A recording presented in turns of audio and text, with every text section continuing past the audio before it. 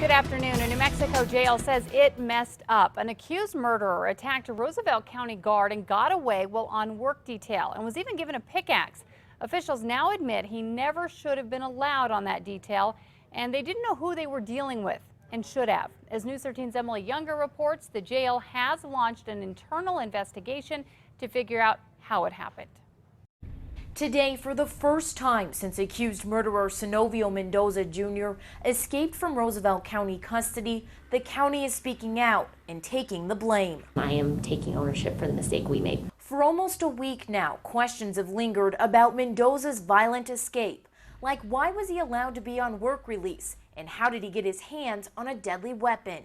Sheriff's officials say Mendoza was doing groundskeeping work here at the Roosevelt County Fairgrounds when he took an axe, hit a guard over the head with it, then bound the guard with duct tape and took off in his car.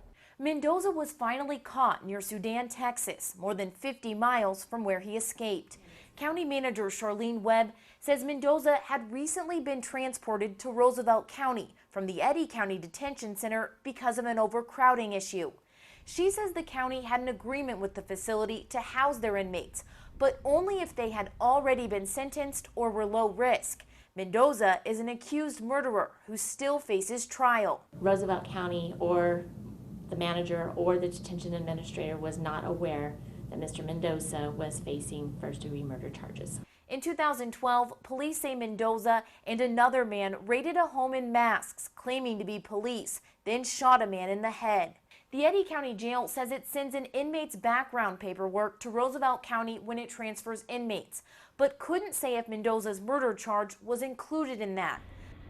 The Roosevelt County Jail says it did do a background check on Mendoza, but his records didn't show that murder charge. That means he was eligible for work release. Unfortunately, all I can say at this point is we did accept him, and we should have done a better job of evaluating his background on our own. Emily Younger, KRQE, News 13. The county says Mendoza and another inmate were cleaning an animal pen at the fairgrounds when he escaped. Now, a sheriff's investigator told us last week he was given the pickaxe as part of his job. Roosevelt County has halted all inmate transfers while it reviews security policies. Another lawsuit is